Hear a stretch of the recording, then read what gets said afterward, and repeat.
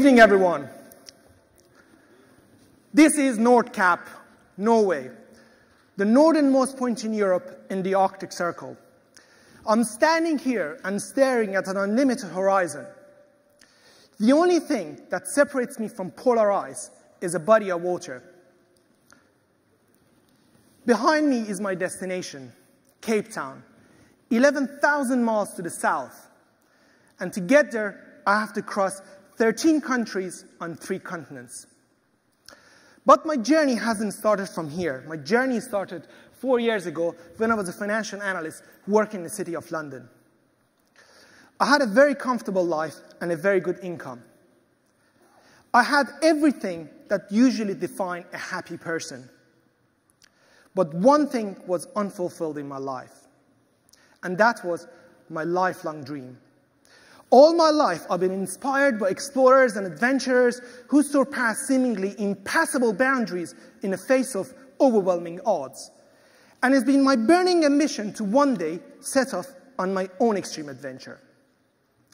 My comfortable existence, however, had been burying my ambition without my noticing.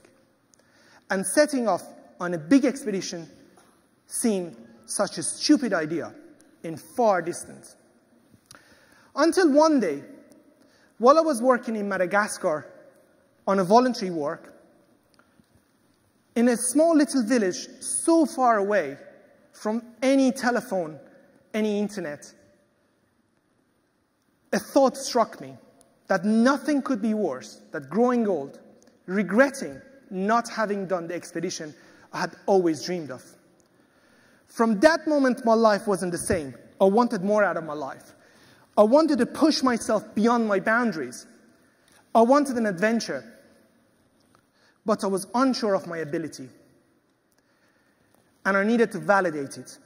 I needed to do something so big that the failure is guaranteed if I don't give it all I have.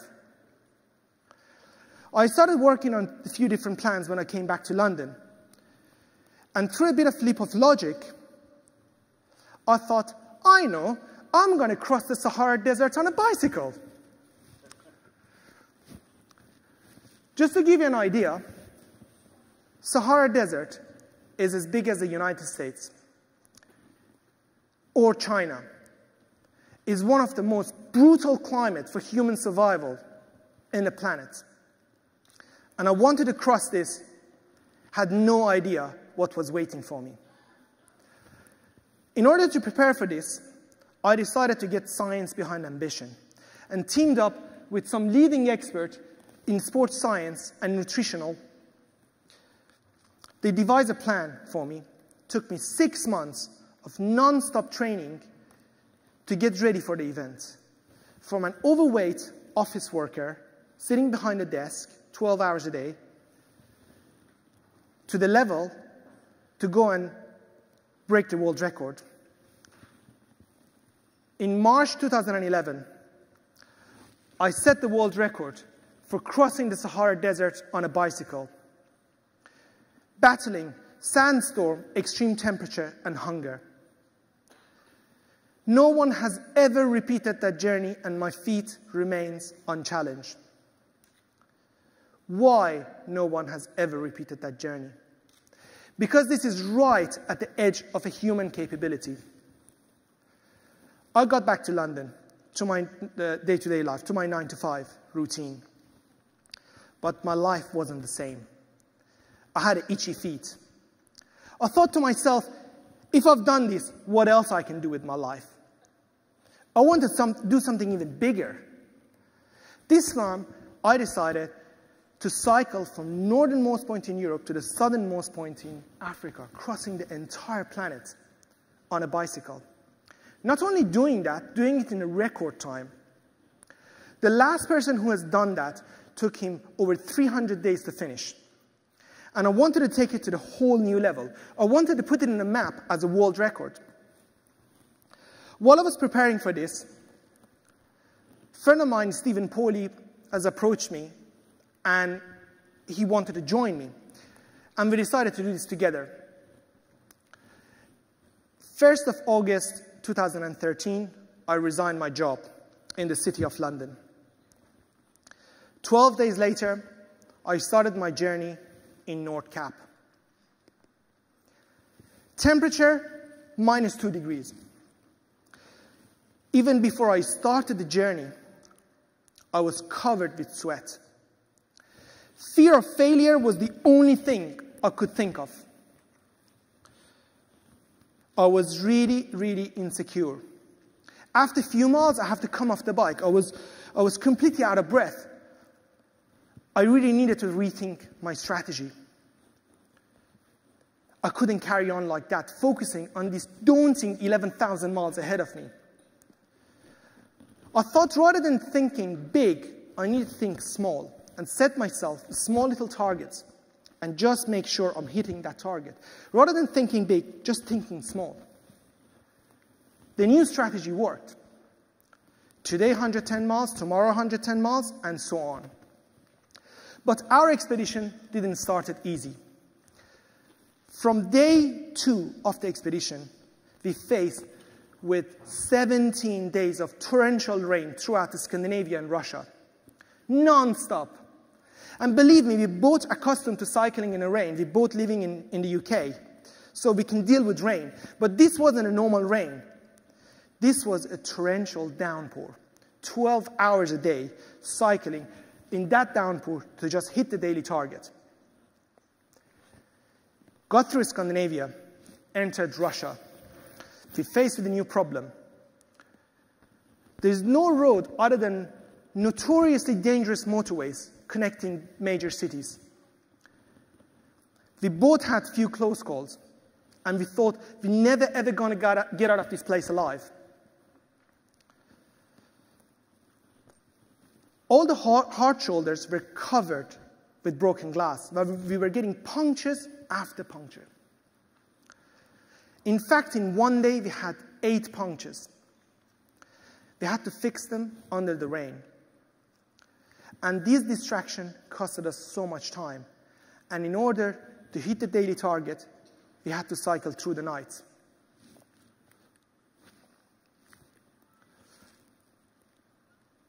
"12 hours of cycling, dealing with all those punctures, carry on through the night. At 9 o'clock, your body shuts down, really need to rest, and you have to carry on." Our tolerance was so low that every small argument turned to a huge blow-up between me and Stephen. The friction started to grow between us. We couldn't stand each other anymore. There were days that we didn't even talk to each other.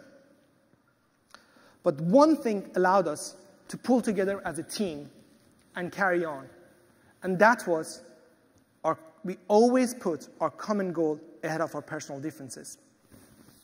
Things got better. We got through Balk part of Russia, and we entered the southern part of Russia. As we rode closer to the impoverished region of Dagestan, continual warning by the police forced us to rethink of our strategy. Police told us, if you go further down south, you're not going to come out of that place alive. They're going to kill you.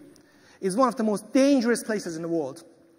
Not only that, but also whoever we met along the way in Russia, they would told us exactly the same. It was time to make a tough decision. And Stephen decided to sidestep the region and meet me on the other side, and I decided to trust my instinct and carry on pedaling. I thought to myself, I'm just the scruffy, smelly cyclist who hasn't had a shower for the last 2 weeks. I don't mean harm to people, so why should they harm me? This is the last outpost before Dagestan. The Russian police calling his higher rank and telling the guy, I have this mad man here. He wants to go to Dagestan. I don't know what to do with him. Really, he didn't know what to do with me. He'd never seen any foreigner want to go there, let alone going with a bike.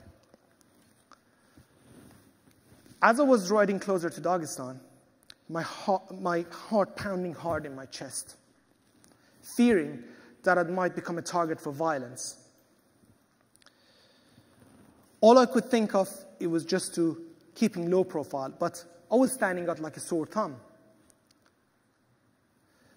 But yet, this whole expedition was all about conquering the unknown.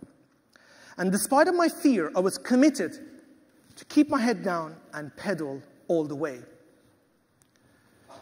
The greatest part of this journey was the people that I met along the way. When you see the world at the speed of a bike, you experience the kindness of strangers, and all stereotypes falls away. Despite ominous military presence and conflict, I've seen nothing other than hospitality and kindness from people of Dagestan. Humbled by experience, got through Dagestan, joined by Stephen in Baku, carried on, whizzed through Azerbaijan, things got better, got to Iran, and we started hitting big miles.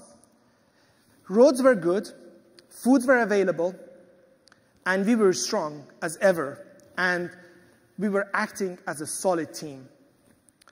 Until we finished the first leg of our journey at Persepolis, really, really happy, on target, hunky-dory. But we were so sucked into these small, tiny details of miles and kilometers, of how I'm going to get through my day, how I'm going to get to the next town, where I'm going to get food, how I'm going to deal with these punctures. So tiny little details. We didn't even know what was going on in the world. Starting the second leg of our journey in Egypt, this is how we find Egypt. Egypt was burning in civil war. And two mad cyclists want to cross it on a bicycle. 7 o'clock in the morning, as soon as the curfew was lifted, we were out cycling, maneuvering to the hustle bustle of Cairo, trying to keep low profile, not becoming a target for violence, but it was impossible. At some point, we got caught in a conflict and somehow escaped a dangerous situation.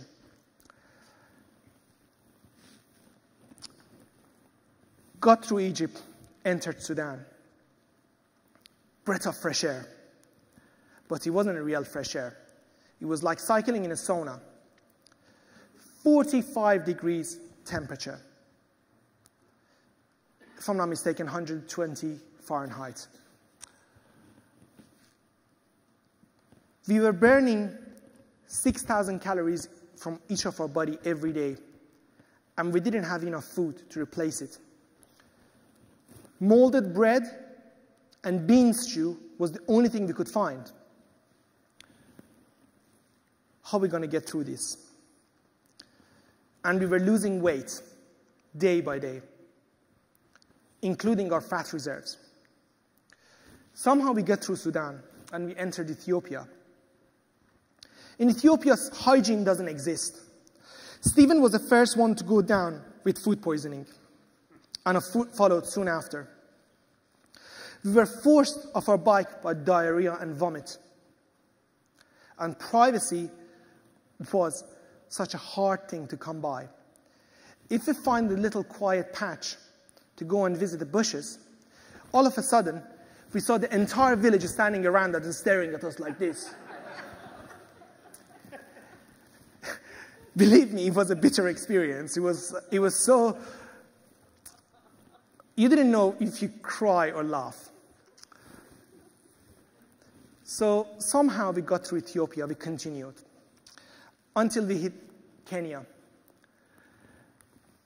And as soon as we entered Kenya, we faced the worst road in the world. This road is infamous. Moyale to Marsabit, Google it. All the overlanders afraid of this road. The 4x4 Range Rover, Land Rovers, they're braking in this road.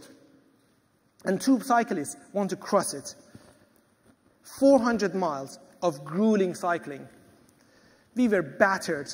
At some point, I reached breaking point, and I was about to say, well, I had enough. I can't take this anymore. I'm just going to go to Nairobi, pack up, and go back to London. Somehow we continued.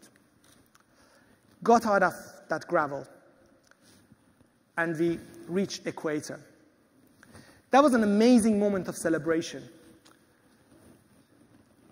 we just realized how far we came. We left Arctic Circle a month and a half ago, and we are now in Equator. We just realized how small we are, and that put things into perspective. But our celebration didn't last very long. 100 miles south of Nairobi, I faced with a debilitating physical condition. And soon enough, crippling pain and raging fever forced me off the bike.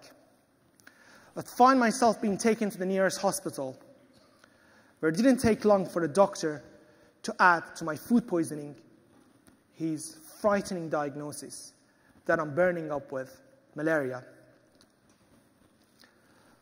For 4 days, I was getting treatment in a hospital, a small little clinic that was so basic that they were cleaning my wound with toilet papers.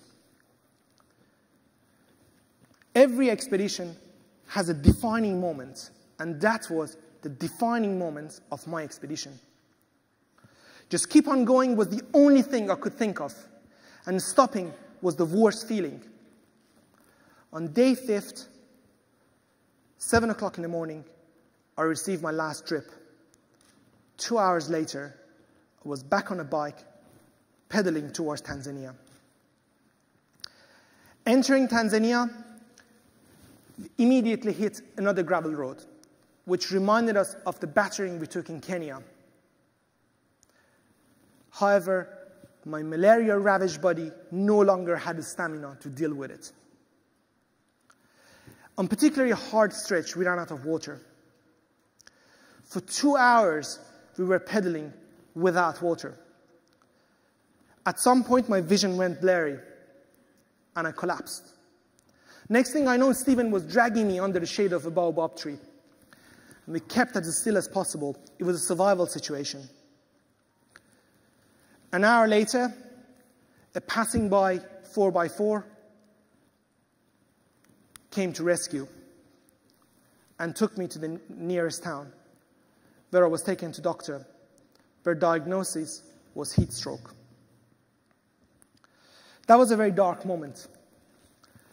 In that moment, I was thinking to myself,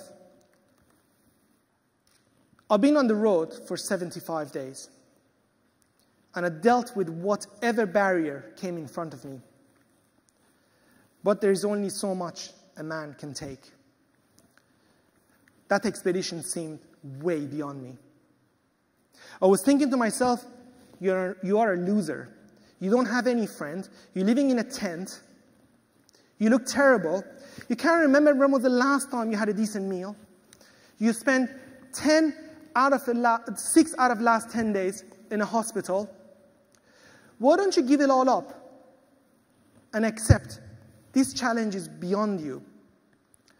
Maybe it's time to accept defeat and find your way back to London. But at the same time, this inner voice inside me telling me, although things are tough, it's worth persevering. I reminded myself of the places that I've been and the people I met, and realized how privileged I am that my life allowed me to have such an amazing adventure and experience such an incredible journey. And I decided to listen to that inner voice and continue. Things got better. We whizzed through Zambia and Botswana fairly quickly. The roads improved, food situation improved, and we were hitting really, really big mileage. We were getting stronger and stronger. My weight started to increase after losing nearly 20% of my body mass. Started from 85 kilograms in the Arctic Circle. By the time we were in Tanzania, I was 70 kilo. Lost 15 kilos. Just sitting on a saddle was a hard job on its own, right? Got to South Africa. Things got even better, hitting bigger mileage, until after a few days, Table Mountain appeared in distance. a symbol of Cape Town, and the end of African continents. That was an amazing moment. In that moment, everything started to make sense. I felt a rush of satisfaction and validation to my long-held conviction that the harder the challenge, the greater the sense of achievement. Just remembering arriving at Cape Town and the finish line, between our friend and our ecstatic supporter, more than made up for the hardship. A triumph conclusion after 102 days of grueling cycling. I could now look back at what was an incredible journey of taking on a dream which seemed way beyond me, but somehow I figured out how to make it happen. Struggling through and overcoming so many obstacles in this tough expedition has taught me, if you persistently throw all your effort into a dream, sooner or later you will achieve it. Took me 102 days instead of original goal of 100 days, but finally I got there. That perfection that so many of us humans pursue might not be truly attainable, but we are better being for trying. Also, I understood the value of taking risks. Risk underlines a journey to an unknown. Whether it's an extreme physical expedition, scientists' research on dangerous diseases, or an entrepreneur investing all his funds into a new startup. Stepping away from what was familiar and comfortable and stepping into the unknown has led me to experience a true personal growth. Knowing my choice might lead to an utter failure made me to try as hard as I could to realize my full potential and what I'm capable of. Now here, today we all gathered, there is buzzword of startup technology, venture capitalists, all of these things going around. Amazing. But remember, if you have a dream, the riskiest thing you can possibly do is to play it safe. Ladies and gentlemen, thank you very much.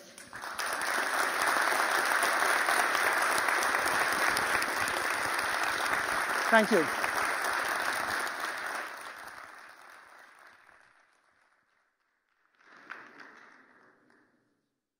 Questions or done? Sure. If you're willing. Sure, sure. Happy to answer any question you may have.